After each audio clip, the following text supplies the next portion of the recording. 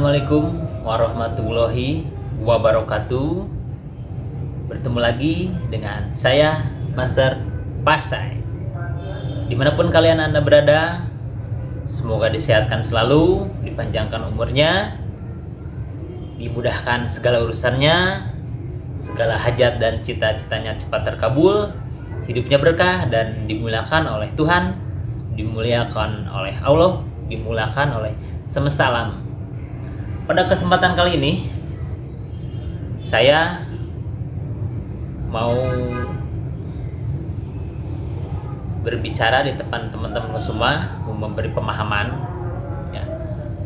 Yang saya kasih judul yaitu reframing, artinya merubah sudut pandang.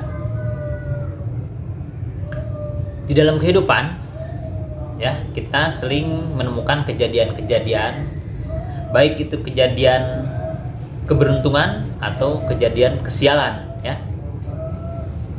Bagaimana kita cara menyikapi suatu kejadian-kejadian yang dibilang kesialan?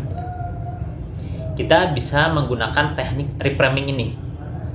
Reframing itu mengubah sudut pandang ya. Keilmuan ini masih berkaitan dengan keilmuan hipnotis.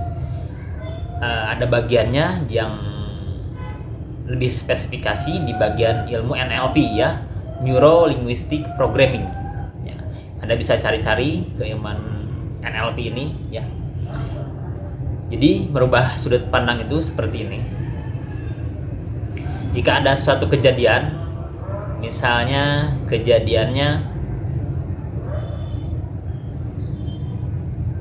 Anda diputuskan dalam hubungan pekerjaan atau di PHK ya. Orang mungkin berpikir itu adalah kesialan. Dalam sudut pandang kebanyakan itu adalah hal yang tidak mengenakan ya. Disinilah fungsinya reframing atau merubah sudut pandang ya. Saya juga pernah bekerja di perusahaan, dan ternyata di perusahaan itu perusahaannya mem-PHK saya juga ya. Ternyata untuk kita lebih semangat lagi, untuk lebih kreativitas lagi, untuk lebih bangkit lagi semangatnya, lakukanlah sebuah proses reframing. Reframing itu merubah sudut pandang. Jadi asalnya sudut pandang karena Anda di PHK itu adalah sebuah kesialan, rubahlah sudut pandang Anda itu. Mungkin dengan kita di PHK, kita akan mendapatkan pekerjaan yang lebih baik misalnya, atau kita siapa tahu dengan di PHK itu Anda itu akan membuat usaha dan usaha itu lebih sukses misalnya. Itulah fungsi reframing, itu merubah sudut pandang ya. Misalnya Anda mempunyai BPJS misalnya. BPJS itu Anda tahu sendiri kan, kartu BPJS itu adalah sebuah kartu untuk klaim kesehatan Anda ya. Ketika Anda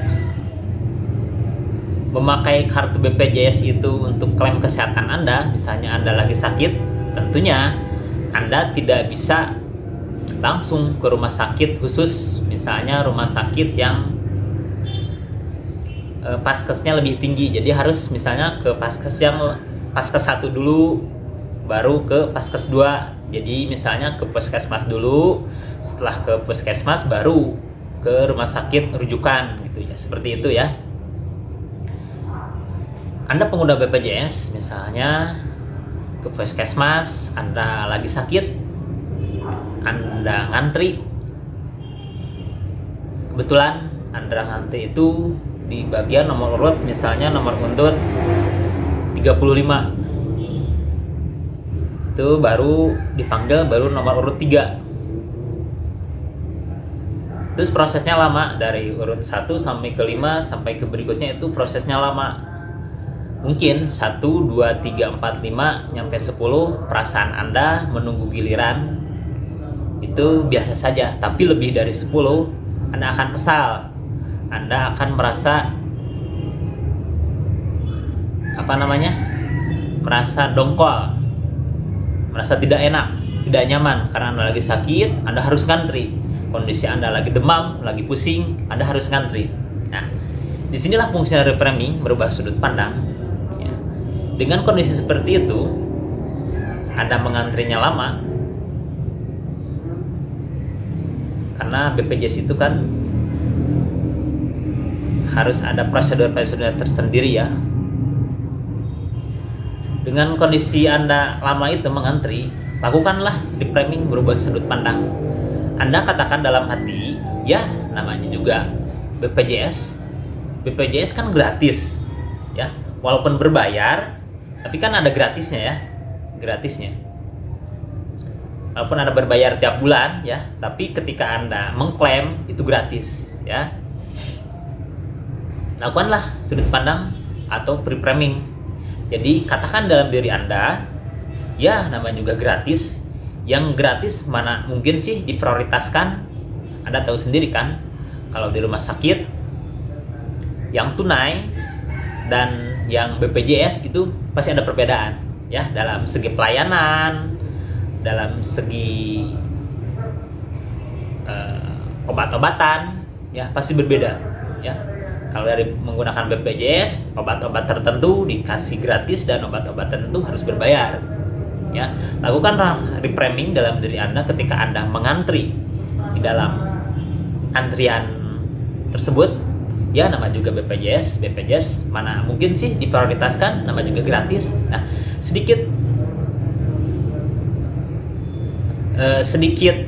dapat membantu ataupun lebih banyak dapat membantu emosi Anda. Jadi emosi Anda akan lebih merasa nyaman, akan lebih terkendali, ya, dengan sistem reframing itu. Emosi Anda akan lebih terkendali, apalagi Anda lagi sakit, ya. Kalau sakit, pusing, lagi sakit kan, merasa nggak enak badan, ditambah lagi ngantri, ya. Lakukanlah reframing ini, sudut pandang ini. Dalam kondisi apapun, dalam situasi apapun, Anda bisa berubah sudut pandang. Karena suatu kejadian itu tergantung sudut pandang kita. Contohnya, Anda mengambil sebuah gelas, Anda isi gelas itu dengan setengah air. Ada sebagian mengatakan itu adalah segelas air itu segelas kosong. Ada juga yang mengatakan gelas setengah isi. Merupakan hal yang bodoh jika memperdebatkan yang benar ini adalah gelas setengah isi. Yang satu lagi memperdebatkan yang benar adalah gelas ini setengah kosong, ya. Padahal ada cara berpikir yang lain untuk menilai sebuah realita di kehidupan kita ini, ya. Kita dapat melakukan reframing ini, memanfaatkan sudut pandang ini, merubah sudut pandang ini, apapun kondisi Anda sekarang, apapun kondisi Anda sekarang, apapun kondisi bagaimanapun, Anda bisa merubahnya.